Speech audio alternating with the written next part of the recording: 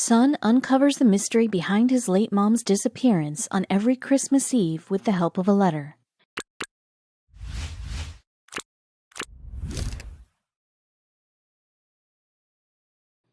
You may agree that Christmas Eve is the most awaited day in a kid's life. John, too, had a special emotion attached to this festival.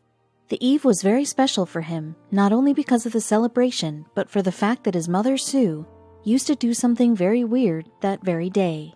Sue, John's mother, had a habit of disappearing on Christmas Eve. She would disappear for 3 hours and would come back without giving any explanation to anybody.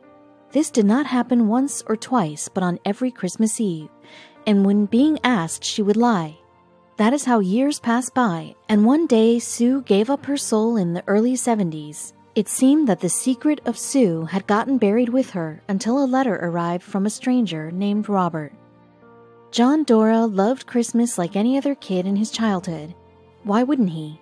After all, Christmas brings new clothes, new toys, and holidays. Everything appears to be so beautiful on that day.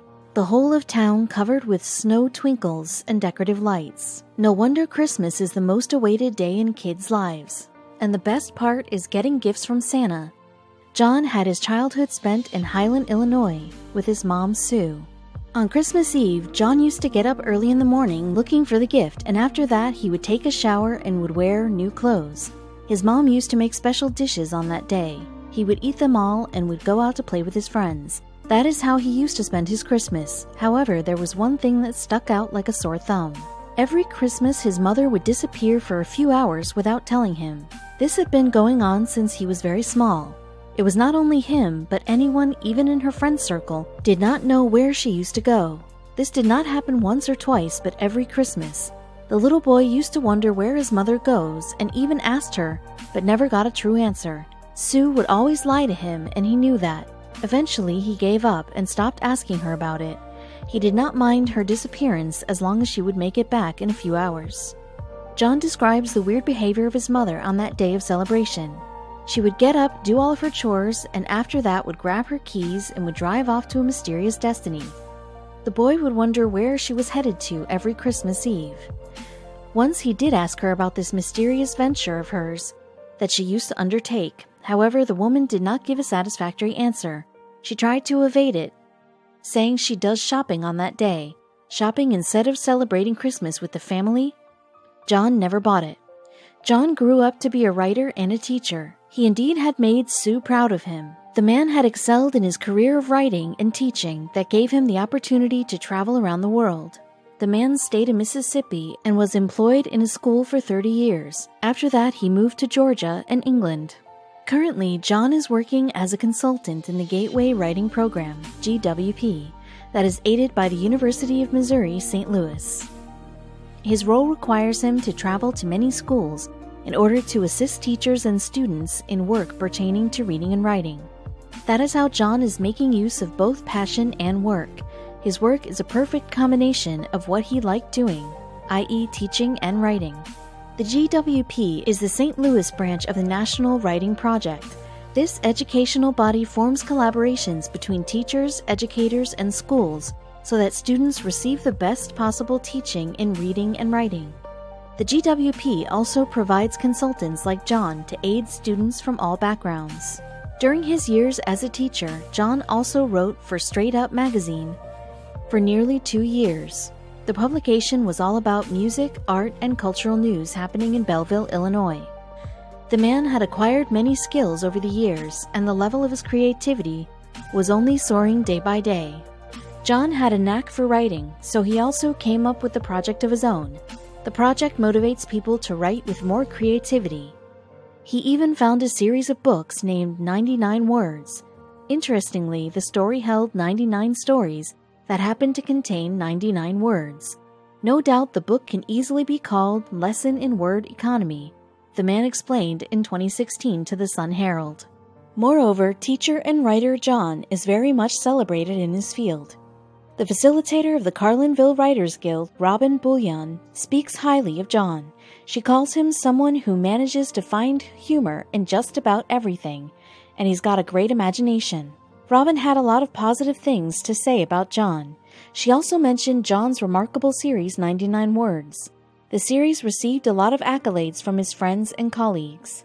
She continues, "He came up with some hilarious stories for 99 Words. Some of them are just absurd, but others are really poignant. We love him and we're really proud of him."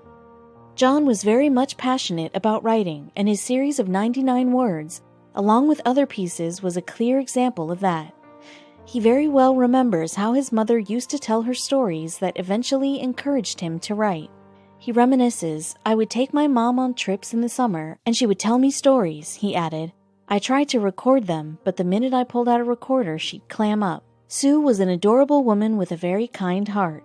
She had many friends, but none of them had any inkling as to why she used to disappear every Christmas Eve. Even John's father was kept out of the secret, let alone other people. Even he remained unknown to this secret of hers. Though nobody had any idea about where she used to go, they all had made their own speculations. When John would ask his father, "Dad, where's Mom?" he would answer, "I don't know, probably shopping." But somewhere deep down, his father and John knew that was not true. In the absence of any solid reason, John's father assumed that she used to go shopping to buy gifts. But each time the woman would come home empty-handed, complaining that there was no good stuff in the market. It was strange. John knew that she used to get done with shopping days before Christmas. He said, "She gets her gifts done before Thanksgiving. She's finished." Notably, Sue would get out of the house at noon and would not come back until the evening. John said that his mother would disappear for at least 3 hours.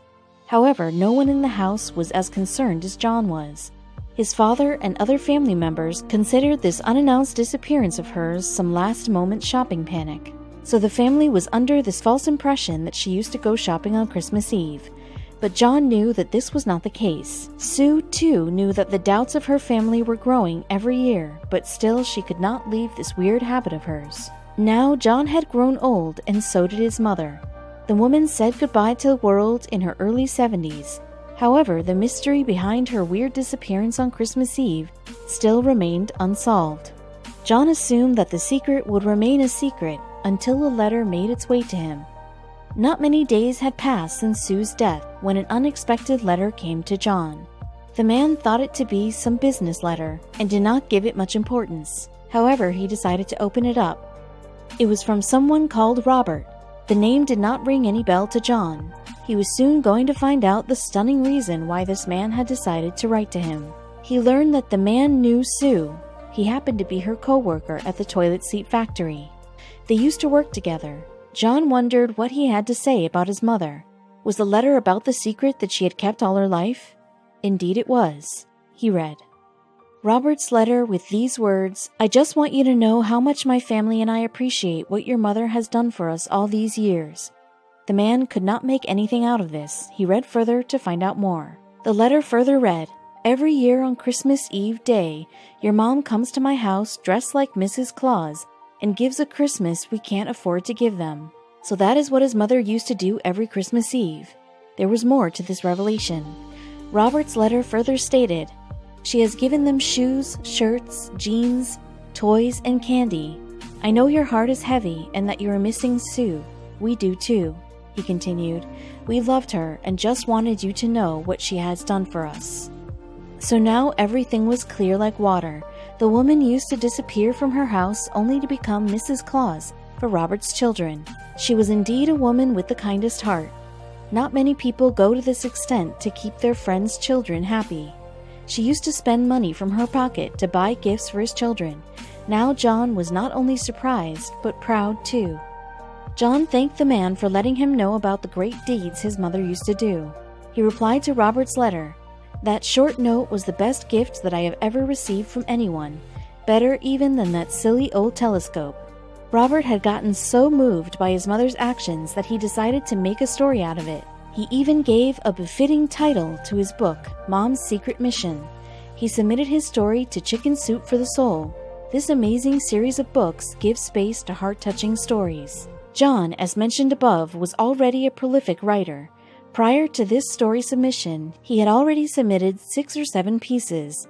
In 2016, the man eventually gained an opportunity to get his work featured in Chicken Soup for the Soul, The Joy of Christmas. The editor-in-chief and publisher of the book, Amy Newmark, admitted that she loved reading John's submission.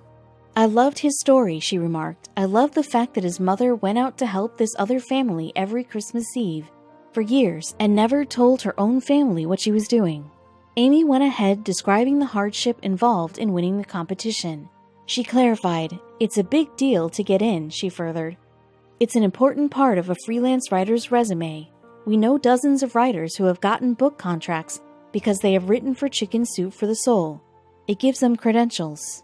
As a reward, John was presented with a check worth $200. That was not it. He was also given the copies of the book that was a perfect reward for a teacher like John. And now the man is an official member of the Chicken Soup for the Soul family. He is positive that the organization would include more of his stories in the future. John's respect for his late mother has increased. Sue kept doing the gesture of generosity without blowing the trumpet about it. John explained, "She just did it. It was part of her character, part of her spirit, and I think she was a great Santa Claus for me, all year round."